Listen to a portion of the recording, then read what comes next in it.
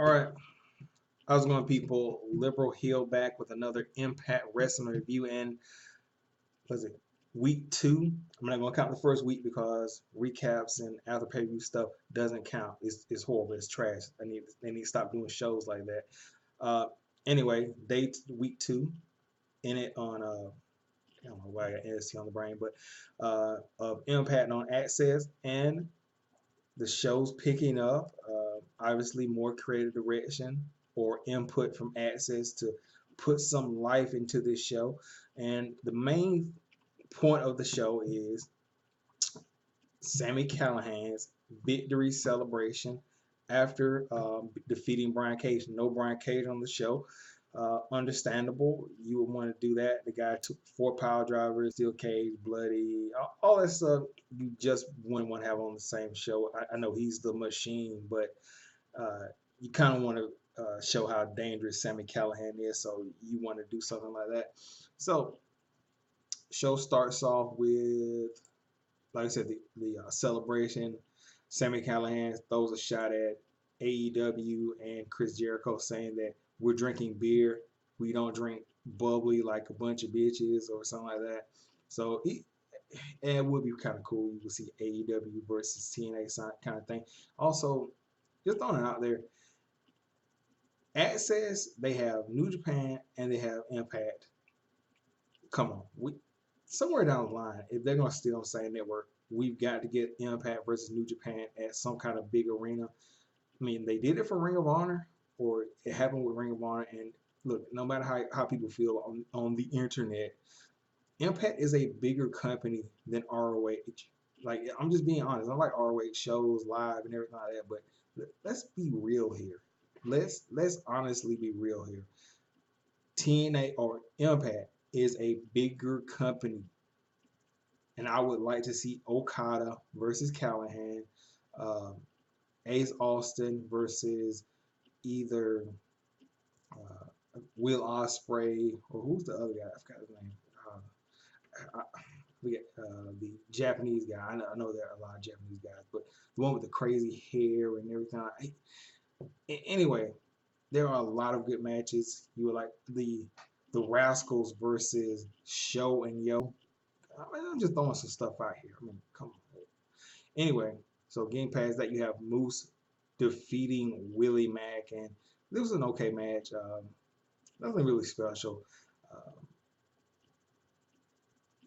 yeah, trying to think of something to say about this match.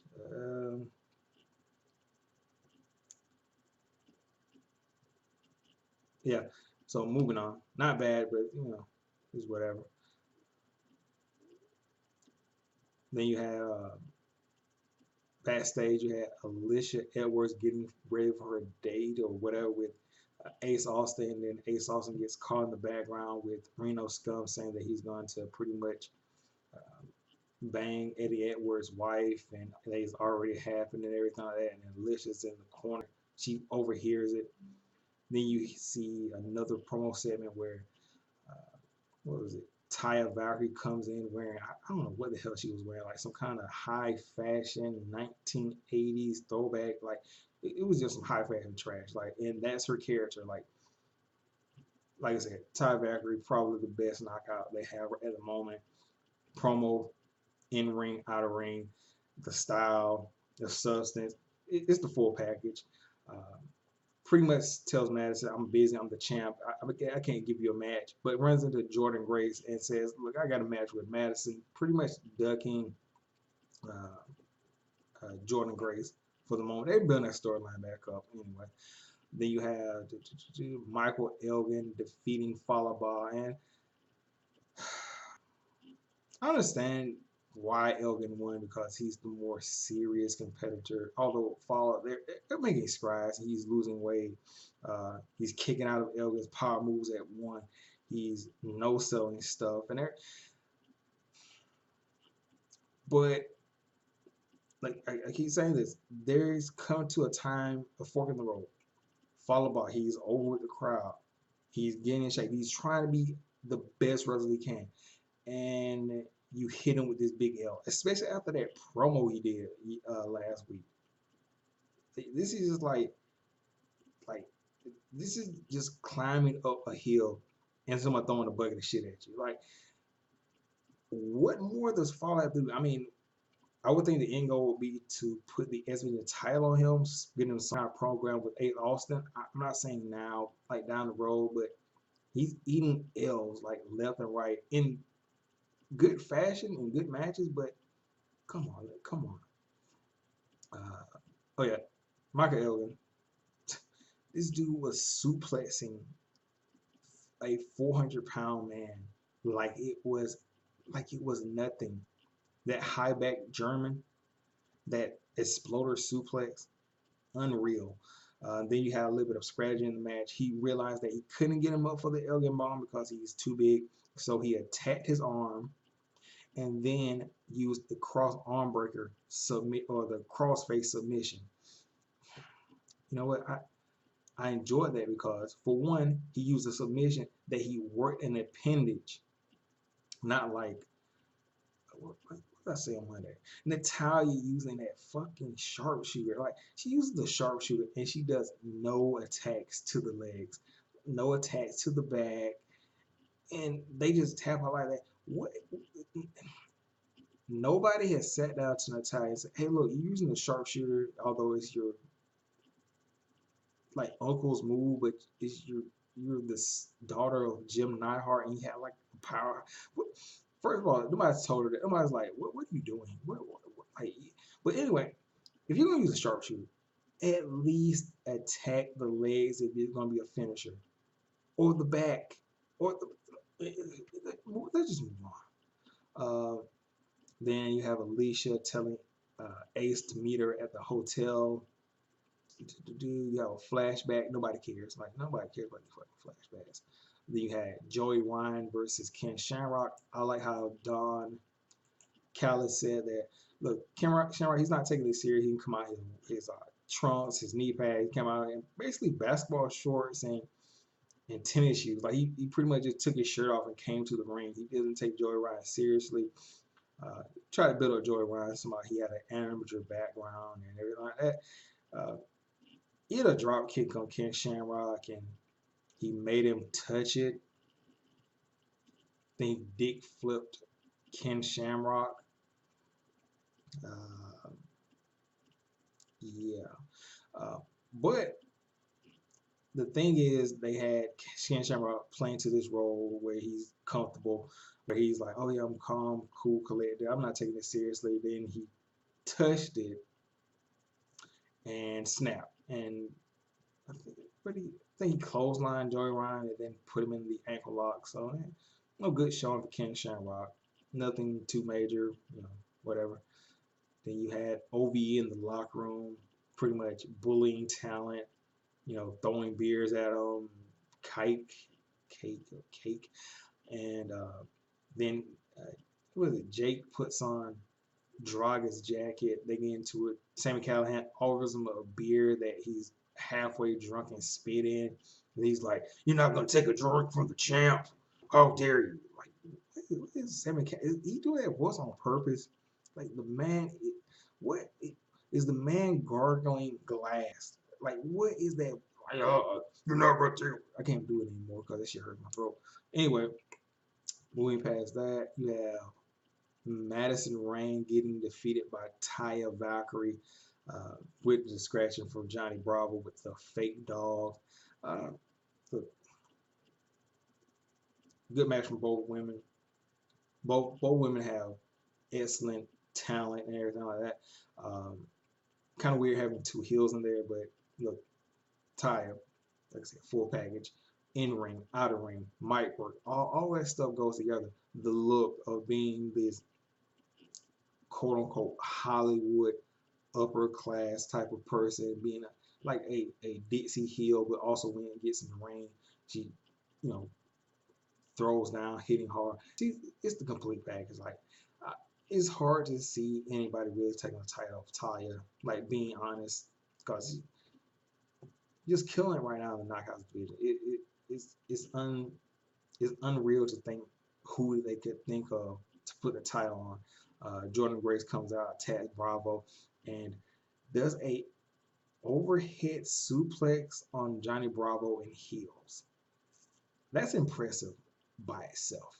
Um, then you have the Desi Hit Squad being losers, you know, whatever. They're like, hey, why you didn't talk to Shira? And Gama's like, Shira wasn't the last guys in there. He threw people over the top. You guys didn't even throw anybody off, and one of you guys got dick flipped by over the top. Like, shut the hell up. And then he brings in this random guy. Yeah. Then you have Rosemary. She's giving this whole monologue about her friend being burnt alive, getting stuck in the casket, getting stuck in the outer rim or whatever. And then they turn the camera and it's Susie or Sue Young, and it just goes on her merry way and runs into Havoc. And to me, it's weird that they can recognize Sue Young without the makeup, with all that clunky, disgusting makeup on. They're just like automatically, hey, that's Sue Young. Like, okay, I guess. Uh, so like I said, I'm wondering where they're gonna take the storyline with Susie or Sue Young. Uh, you had is that Petey Williams defeating that same Indian guy? Uh, okay, then you had the disabled legless guy from AEW in the Battle Royal. He got some spots in or whatever. He hit the 619, and then he hit like a 360 off the top rope after the match. Petey Williams got the win with the sharpshooter. Then at the end of the match, he hits the Canadian Destroyer. Decent segment. Ace Austin in the hotel gets naked, gets beat up by Eddie Edwards. Some kendo stick stuff, some kissing. Yeah, I guess the bill's not over. Please do not take the title off Ace Austin, nor should Eddie Edwards use his call your shot thing on that. Like, let's be honest, be serious.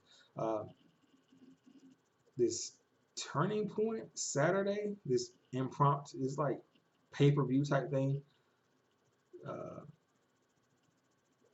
it's going to be pretty good. You got RVD versus Rhino, Jake Chris versus Ace Austin, Brian Cage versus Callahan, and I forgot it's going to be some pretty good match on there. So I'm gonna have to give that a look.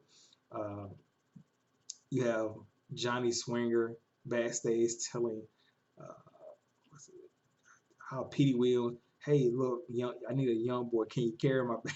He's like throws him this like heavy bag. He's like, you be my young boy, you can get some of the residual Rizax.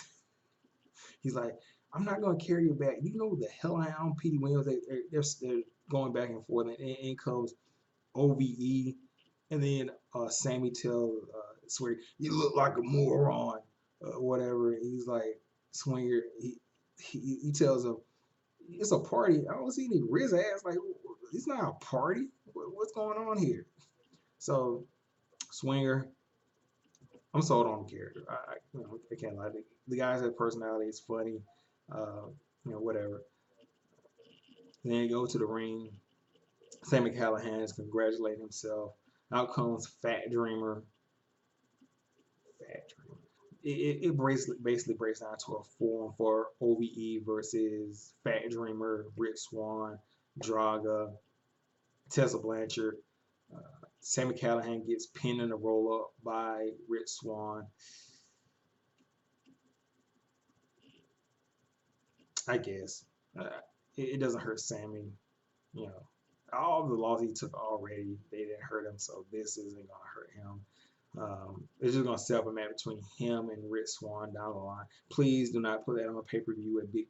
Do not do that at what's it called? Hard to Kill. Please find a better opponent. No disrespect to Rick Swan, but please find a more suitable opponent for Sammy at Hard to Kill. I would even say Tessa, but even that is let's be honest, the first match between Sammy and Tessa, it it was okay, but it was not believable. I mean, granted, they might do something different, but even I would take Tessa versus Sammy at Hard to Kill over Rich Swann. Uh, yeah, that's really the only thing I can say about that. Tomorrow, NXT review. Y'all have to watch that. Only 1 hour. And I will be putting out an AEW review at Full Gear. The television shows, just I don't know, man. I'm getting that Ring of Honor vibe where there's no storyline. I'll just be honest. Like, I don't feel like storylines or any need to be invested in AEW at this moment. I understand it's the first month, so I'm waiting for things to pick up. I'm waiting for storylines to develop. Characters, people. Uh, anyway, I think that's pretty much it. I'm out of here. I'll catch you guys later.